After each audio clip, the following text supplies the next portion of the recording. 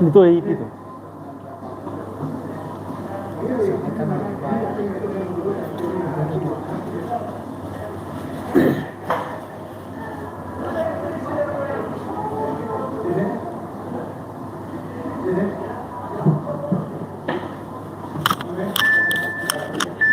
Kama nitoe shati.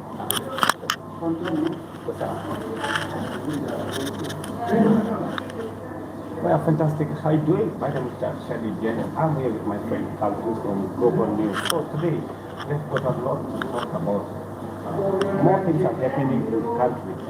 Let's carry on politics. So that's what today I'm called gentlemen here. Today it's not about that heat conversation. They're all coming from one direction, meaning that they are all supporting one side. So the side that they are supporting, they're no more supporting the government. They're just saying that the government failed them in many ways. So that's why today they're here. They just want to put things on the table. They just want to tell us how the government has failed them. And as well as when we go to the by-elections, they're also very willing to just share with us what they really know about this by-election. Who's going to win? And which limit? Something of those kinds. So before we start, let them introduce themselves. Let them go. We start from this side. Okay, thank you very much for this chance. This evening, my name is Musumu Nanyaka, the chairperson of genzs Taifa Talk, and also an aspirant in the National Youth Council. Thank you. Good evening, fellow Kenyans. Thank you very much for this opportunity. My name is Kiprono Kuthuni Mika. I'm a third-year student at University of Nairobi, studying political science and international relations, and also a member of parliament aspiring for KCS constituency in 2027. Thank you. Okay, I think it's more happening in the country after now. There's a lot of by-elections. We have just seen a lot of friction in the in some of the campaign trains in this by-election.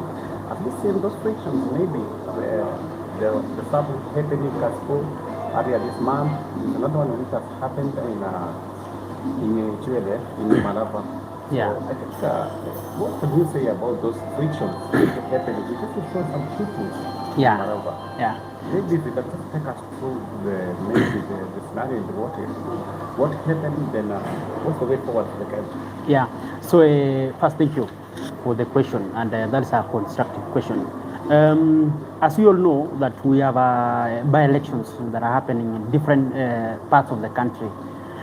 One is in Homa Bay, that is in Kasipu, and number two, the other one is in Malava. The other one is in Mbeere North, in Embu, and Magarini, and Banisa. And I think the one for Kasipul, Malava, and Mbeere North are the most contested one and the most eatable by-elections that we have in the country right now. On my point and on my side, I want first to say that these by-elections that are happening now is just a litmus test, to general election in 2027. And according to this litmus test, what is happening now shows that in 2027, as a country, if we are not more cautious, we might end up having an election that is very violent. That's what I can say, and that's what I can assure Kenyans, that if we will remain and if we will do things the way we are doing right now in these by-elections, just like that of Kasipul. As you know, Kasipul one is the most dangerous campaign that I've ever seen in this country. And yesterday, I saw some members of parliament, they were in Kasipul, and somebody was standing with a machete, panga. Mtu alikuwa amesimama na panga huko Kasipul. You can imagine that. Na ni campaign ambayo tunasema lazima ikuwe peaceful. So this shows that we have a very long way to go as a country. Number one, IEBC, should be very, very careful, because if an election or a campaign ambayo a serious candidate ako pale na mtu ako na panga, inamaanisha that IEBC haiko serious, kwa sababu ingekuwa imedisqualify that candidate. I think ilikuwa ni campaign ya ODM, so ilikuwa ya Paul Duwere. Na Kasipul inasemekana ya kwamba watu wengi wameuawa sana. Huko kuna vita na IEBC imenyamaza tu hivyo, na hii itatuletea shida. Ukienda pale Malava, The other day tuliona huko kulikuwa na vita kidogo na Tembea alifahamiwa na some goons, of which also IBC must have reacted very fast, to make sure that they contain the situation. Because if we continue like that, I think we might end up having a very serious, very violent election, just like the concluded one in Tanzania. Na hii italeta shida sana. So mimi ningependa kuongea na IBC kama kijana na kama Mkenya mzalendo, a serious citizen of this country, that please let us do these things in a manner that will bring peace, that will ensure that the peace of the country is maintained. Kwa sababu siasa inakuja na inapita, na tunasemanga siasa safi ni maendeleo. Na mimi ningependa sana kuomba watu, hasa wale wapiga kura, the voters themselves, that please, nyinyi ni Wakenya wa kawaida. Wale ambao wanapigania hii uongozi, mtawapigia kura, kesho watakuwa hawai, na nyinyi mtakuwa wengine wenu mtakuwa mmepoteza maisha. So I want to caution Kenyans that please let us be careful. Tusitumike tu, tusifanye tu ile siasa ya kusema mimi ni wa huyu na ikuwe vita. Tukue watu ambao tunajaribu kurestrain sana. Amani ni kitu ya muhimu. Kwa sababu bila amani hatuwezi fanya biashara. Bila amani hatuwezi endeleza yale yote ambayo tunataka kuyasongesha. Ya mwisho kulingana na hii by election ambayo mimi ningependa kusema ni ya kwamba tunataka ile inaitwa free, fair and credible by elections. Na hii inakuja if IBC itasimama kidete na itangaze yale wananchi wanataka. You see, si ile ambayo system, kuna kitu inaitwa system kwa Kenya, si ile ambayo system inataka. Kwa sababu if we go that direction, and I want to assure IBC, kwa sababu German wa IBC, person I think anaitwa the court, somebody rest at the court, that please sir, this is a litmus test for you. This is a time that Kenyans want to know if you can carry a fair, credible and a legit election in this country. Na in case ikitokea kwamba kutakuwa na purukushani ama kutakuwa na some violent vita mahali, then that means tutakuwa tumelose hope na wewe. Na tukilose hope na wewe mapema, it means that 2027 things might turn upside down. So for the peace of this country, I want to ask IBC to stand firm. IBC ikuwe na ile inaitwanga independent, it's just an independent body, but kutakuwa na wala ambao wajaribu kuingilia sana. IBC simame. Number 2, voters, please mkivote, make sure that umeenda nyumbani, allow IBC wahesabu kura na allow IBC watangaze kura. Kwa wale ambao they are fighting for these political seats, I'm a politician also. Na in any race, lazima kukuwe na winner and a loser. And therefore, because all of us, we are Kenyans. Na for example, kule Mbeere North, tuko na mbunge anaitwa Wamutende na Karish. So in case Wamutende akuwe declared as member of parliament, tunaomba Karish akubali, ndio at least tushirikiane pamoja tuende mbele. In case Karish akuwe declared as member of parliament, Wamutende pia akubali, ndio at least tusilete hiyo vita, tusilete hiyo tension, at least Kenya iende mbele. So my main thing that I want to say is that peace is something ni kitu ya maana sana. Hii is a basic thing that we need in this country, and politicians wengi wameonyesha ya kwamba kuna politicians ambao wanafanya ile inaitwa they are pitting terms of war. If you have seen just recently in Malava, umesikia the prime CS anaitwa Mudavadi, how ameongea vibaya sana, he's just been selling fear to some people, and he's a senior government official, of which it's very bad, because we want politicians ambao wako pale mbele, senior government officials, most top government officials ni watu wa kuhubiri amani, si watu wa kuhubiri vita na utengano na kusema nani yako na system, nani yako na power, that will take our country or plunge into a country into wars, which we don't want as youth. We want something peaceful, and we want a country after by-election and also after elections in 2027. That's my submission, sir. Thank you. Maybe just to talk about this, just a short briefing about the direction it is going on in the country and the way forward. And what you've just been saying in terms of chaos, which I seems to me elapsing in most of the by-election campaigns. So if you can just tell us maybe something about it. Actually, on my take on this is that by-elections are constitutional provisions for respective constituents or electorates in those areas where they've never had a leader, or maybe their leader passed on. And to my understanding, by-election is something that the common people or the electorate should take with intense acknowledgement that they are going to choose a leader of their own, in their own independent mindset of voting, through voting. And when you look at it from this angle, we have two analogies that are coming up when it comes to this by-election. One, as my friend has said about being a litmus paper to both the independent, the IEBC, and also to the government and maybe to the opposition, because you see, like it is now not only a contest between aspiring candidates, but also the alliances that are there. For instance, there are those candidates who are aligned to the opposition, and there are those who are aligned to the government. So it is a contest whereby the government is trying to secure its direction, also or to secure how it will be running its things after the elections or after the by-elections. And also the opposition wants to stamp to ensure that the government is unpopular by winning in all these places where we are going to have by-elections. And now I come from Bungoma County, and also Malava is a constituency close to our constituency. When you look at the parliamentary contest at Malava and also at the MCA contest in Chwele Kabuchai, Chwele Kabuchai is a ward that where the Speaker of the National Assembly comes from. And now the contest at Chwele Kabuchai ward is not between Vincent Maunda and Eric Wekesa. It is now a contest between the Speaker of the National Assembly and his alliance. And now there is now another team that wants to host the Speaker from as an old guard, as a person who has been predominantly proclaiming himself as the kingpin. Now the faction led by Natembea.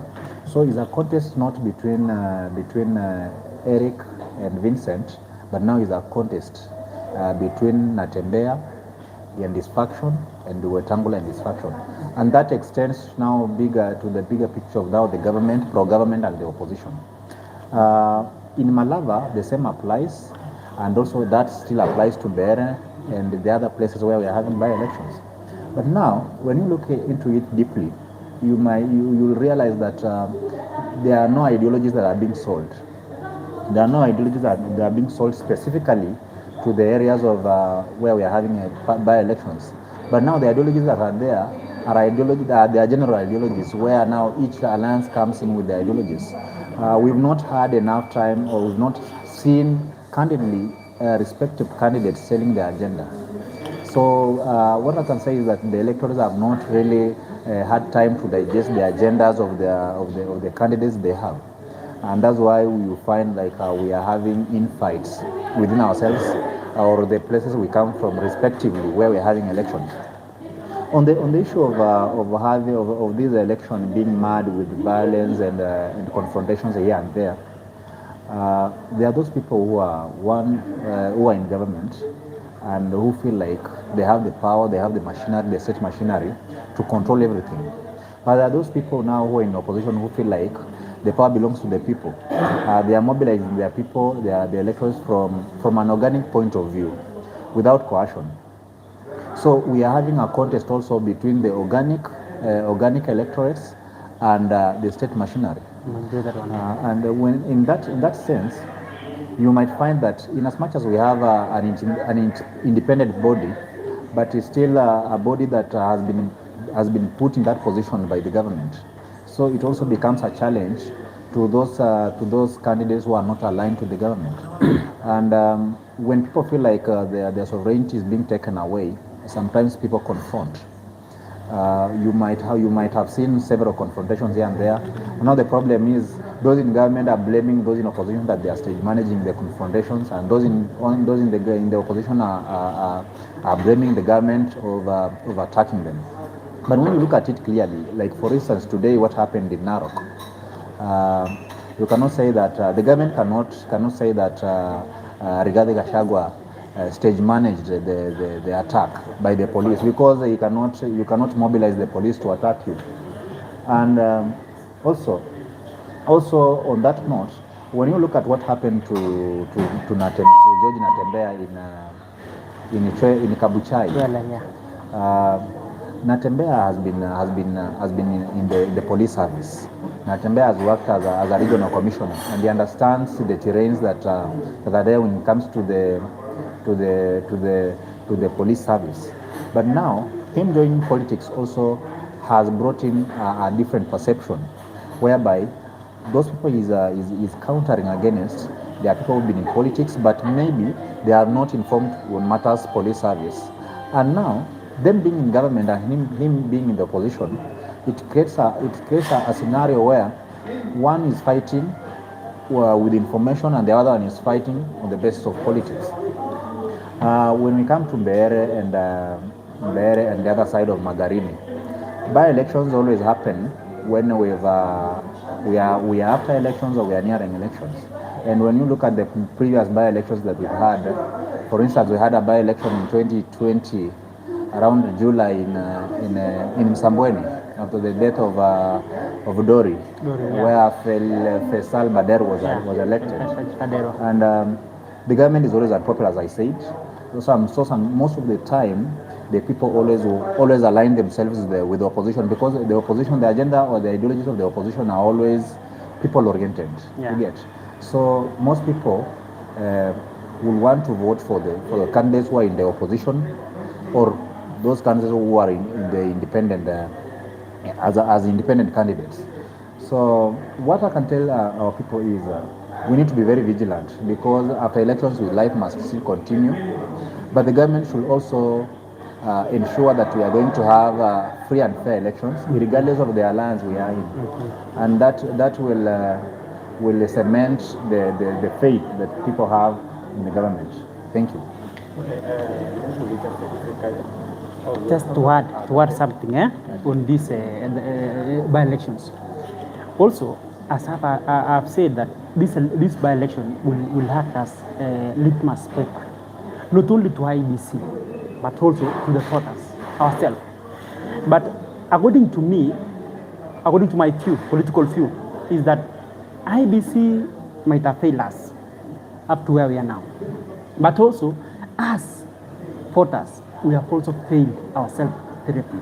The reason why I'm saying this is because I remember in the 2024 genzs arise, na wakauliza mambo mingi about finance bill, wanataka uongozi mzuri, uongozi ule ambao unashirikiana na wananchi, uongozi ambao ni people centered. Na nyinyi mnaelewa ya kwamba sisi wote tunaelewa ya kwamba wale ambao tuliwatuma kule bungeni, the members of parliament that we send them to parliament to represent us, wametuangusha, because now they are singing the tune of executive instead of singing the tune of the people whom they represent. So according to me, sisi kama Wakenya na sisi kama wapiga kura tumeanguka sana, kwa sababu this by election tungeitumia sana kwa makini to make sure that those whom we are sending to parliament will represent us. For example, if I explain to you about Mbeere not now. In Mbeere, it's about two titans fighting.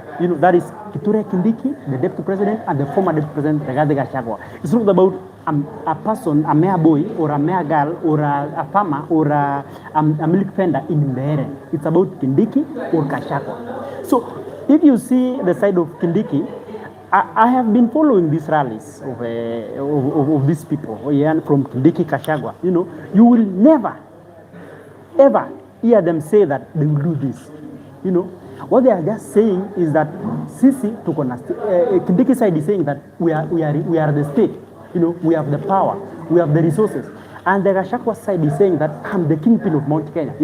I must make sure that the government feels bad, by winning this election. So it's not about ideas. And they're also saying that if you vote for those candidates who are in the opposition, they are publicly telling the people that if you don't vote for for candidates who are in the opposition, exactly. you will not get You will not development. get so what Yes. does that mean? Because you know, a quota in Mbeere, no,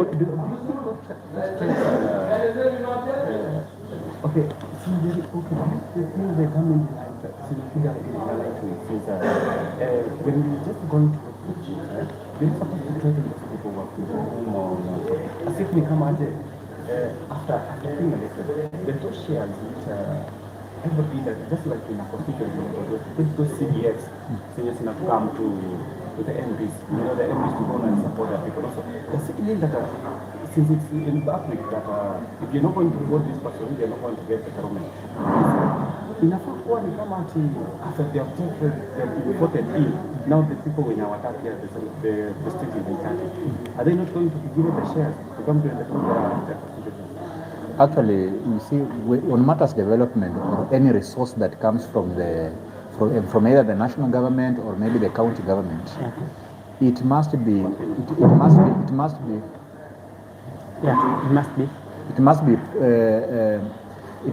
be proportionate, or it must be appropriated to people irrespective of their